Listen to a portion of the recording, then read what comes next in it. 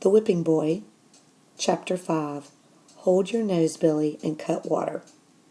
Billy pulled Prince Brat from the saddle and threw him into Jimmy. Raising the lantern, the man held it close enough that Jimmy could feel the heat of the flame. Billy was a big man, he saw, big and raw as a skinned ox, and he smelled like a ton of garlic. "Not much of a catch, two sparrows," said Billy, "but ain't they trimmed up in fancy rags? Cut water." "Ain't they?" echoed the rattle-bone man. "Got any gold in your pockets, lads?" "No business of yours," snapped the prince. "Ha! But so help me, it is my business," Billy said with a thunderclap of laughter. "Don't you know who I am?" "A clod and a ruffian," declared the prince. "Worse than that," corrected the big man. "Ain't you never heard of Hold Your Nose, Billy?" "Famous he is," put in Cutwater. "Put to song is Billy." Jimmy thought he remembered. Hadn't he heard ballad sellers fling that name about the streets? The exploits of Hold Your Nose something or other in verses by the yard. The highwayman are you? Like that word exploits. "The same. The murderer?" "Only in the line of duty," Hold Your Nose Billy chuckled. "So you won't mind if we take your horse and empty your pockets." "Not a copper between us," said Jimmy. A prince didn't carry money, for he had no use for it, and Jimmy's accounts were kept on the books. "What's in the basket?" piped up Cutwater. "Hands off, villain!" snapped Prince Brat. "Don't you know who I am?" Jimmy gave the prince a sudden jab of his elbow to keep his mouth shut. Not a word. But the heir to the throne raised himself to his full height. "Bow to your prince." Now I want you to think for a moment. Did this help the prince and Jimmy? Or do you think this hurt the prince and Jimmy when the prince announced who he actually was in the kingdom, or his title within the kingdom?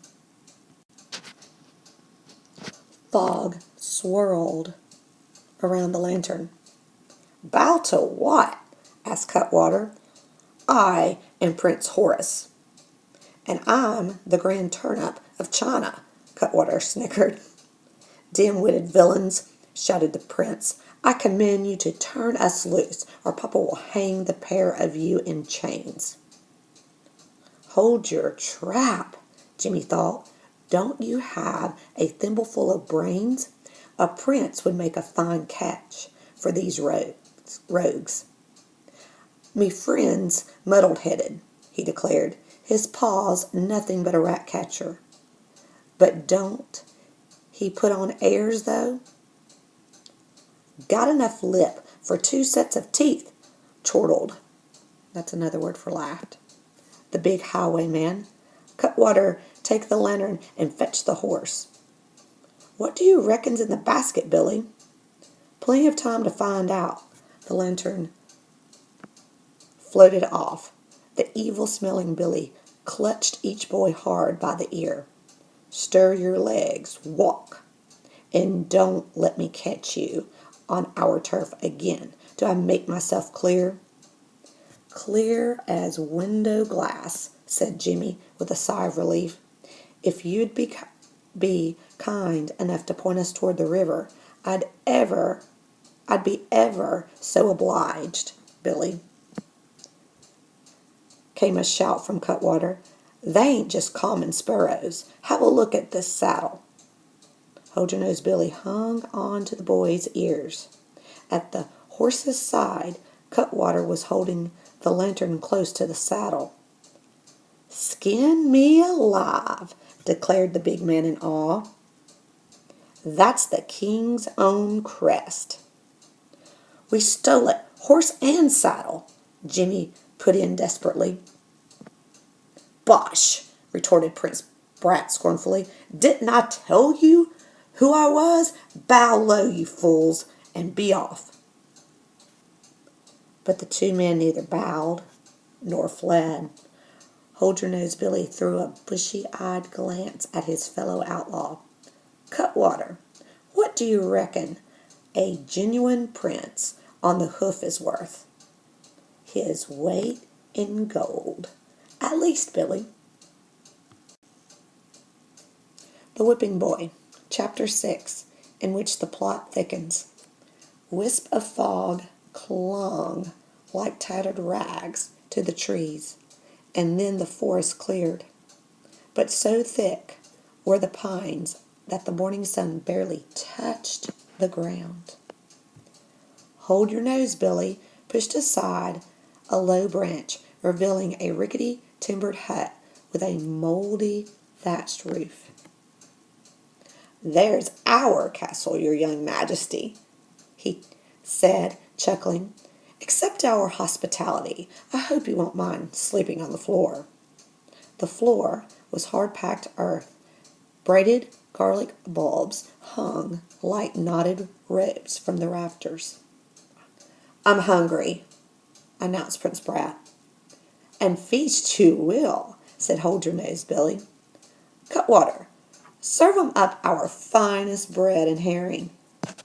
Jimmy had made many a meal on bread and herring when he was in luck and felt hungry enough to ask for seconds. Prince Brat bared his teeth. I'd rather eat mud. He reached for the wicker basket, but Cutwater snatched it back. What we got here? Muttered the bone-thin man, and threw back the lid. Roll your eyes at this, Billy. Meat pies, look like, and fruit tarts, and a brace of roast pheasant. We'll eat like kings. Hands off, that's mine, the prince cried out. Was yours, yapped Cutwater. Larks, Jimmy thought. Hadn't the prince run away in royal style? He had even brought a china plate, a silver spoon, and a silver knife for himself. Digging around deeper in the basket, the garlicky outlaw called out to Cutwater, Bring the lantern closer. What's this? In the gloom of the hut, the big man lifted out a golden crown. That's mine, bleated the prince. Was yours, corrected Hold Your Nose, Billy, placing the crown on the tangled red nest of his hair. Prince, hold your nose, Billy. Cutwater burst out joyously. He began to scratch himself as if his shirt were crawling with fleas, which Jimmy thought it probably was. We're dog rich. That crowned. A trifle, scoffed Hold Your Nose, Billy. We can be richer'n dog rich. The empty-headed prince, Jimmy thought. Why had he brought along his crown? To cock it on his head and expect vagabonds and cutthroats to fall to their knees? The big, raw-faced outlaw grabbed Prince Brat off the ground and took the heft of him as if he were weighing a sack of potatoes. 55 pounds, by my reckoning, he said. We'll write the king a command, Cutwater. 55 pounds of gold coin in trade for his royal tadpole. Chapter 7. Being an account, a great mix-up. Cutwater rummaged around in a black oak chest of stolen goods. Handkerchiefs flew out like soiled white doves. Worn shoes, ladies' combs, a cowbell, a junk heap. They've had lean pickings, this raggedy pair of highwaymen, Jimmy thought, and maybe not as smart and clever as the song sellers made out. Here's "A scrap of paper, Billy," said Cutwater, finding it in the pocket of a stolen coat. "But how are we going to do the scribblement? We can't write." "I've seen it done. Sharpen us a hawk's feather, Cutwater." "I'm hungry," complained the prince. "I'll have a veal pie, sir." Hold your nose, Billy ignored him. He poked around for a beetroot and squeezed out the juice with his bare hand. It dripped like blood onto a china plate. "There's ink for you, Prince. Take the hawk's feather and scratch out our message." Prince Brat folded his arms. "I don't take orders from curs and villains." "Think of your pa," said Hold Your Nose Billy. "He'll be ever so much obliged to know you're safe and hearty." "I told you I'm hungry. You won't eat a bean till you do us the document." "But I can't write," blurted out Prince Brat. "And crows can't fly," erupted the big outlaw with a blast of garlicky breath. "You're a prince. Kings and such like are learned to write and read soon as they tumble out of the cradle. Don't think you can pull the wool over our eyes. Hop to it." "But I can't so much as scratch my own name." Jimmy shot a calculating glance at Prince Brat. His pesky hide hardly seemed worth saving, but a scheme had leaped into his head. He might be able to trick these mangy outlaws into letting the prince go, and Jimmy would be rid of Prince Brat once and for all. "Give me the hawk's quill. I'll write the words," he announced. "That's right," Prince Brat chimed in. "My whipping boy knows his letters. Fall to, Jimmy from the streets."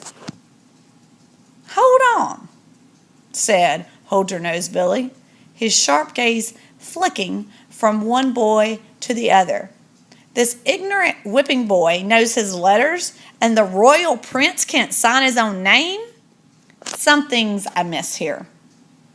"What you thinking, Billy?" asked Cutwater. "I'm thinking these lads have mixed themselves up to Flumoxus." Jimmy lifted his chin arrogantly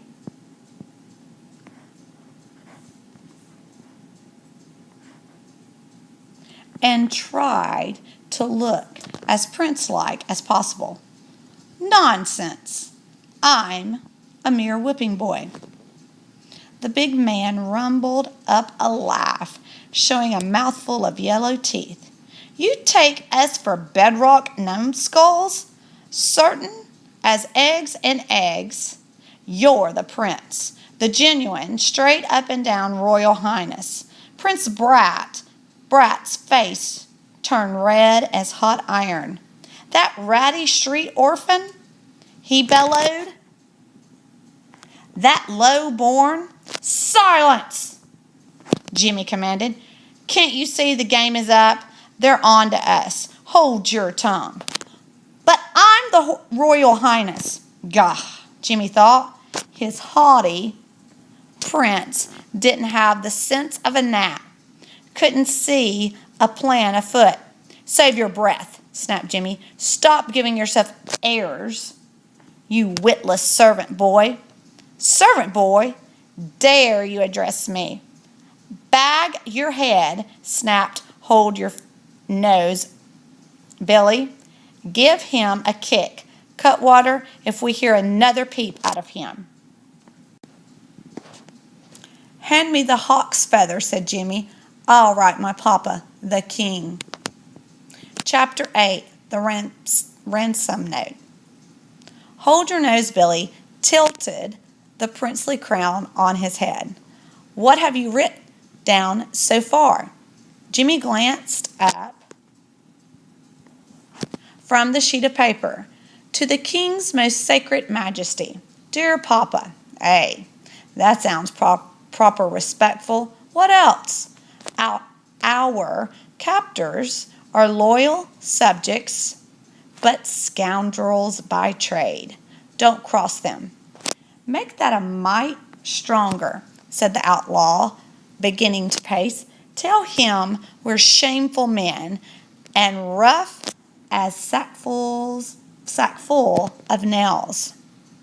Warn him we fear no gallows. Jimmy dipped the quill in beet juice and continued scribbling. Tell him you've got reserved seats in hell. Hey, that's the ticket. Cutwater had begun gnawing away at a roasted pheasant, and his cheek swelled out as if he had a monstrous toothache. What about the king's soldiers, Billy? Now the fog's lifted. They'll be following the lad like a trail of ants. Puts my spine to shiver. Faugh! Exclaimed Hold Your Nose, Billy. Even rabbits get mixed up and lost in this forest. We're well hid, Cutwater. I'll warn Papa, Jimmy offered generously, that if you spy out a single uniform, you'll crack my neck like a chicken's. Prince Brat sat sullenly on a pile of moldy bedstraw. He glared icily at the whipping boy who had seized his royal life title. And don't forget the reward, Billy, said Cutwater. We want the prince's weight in gold bangers, right? Tell the king that, directed Hold Your Nose, Billy, in big letters. Now let me reckon out a safe spot to deliver the loot. Jimmy dipped the quill, but then paused. Gah, he thought. It's not enough to choose my words as if I were a prince. Show some high and mighty. Jimmy, think like a prince. Dimwits, he flared up. Catchpenny rogues.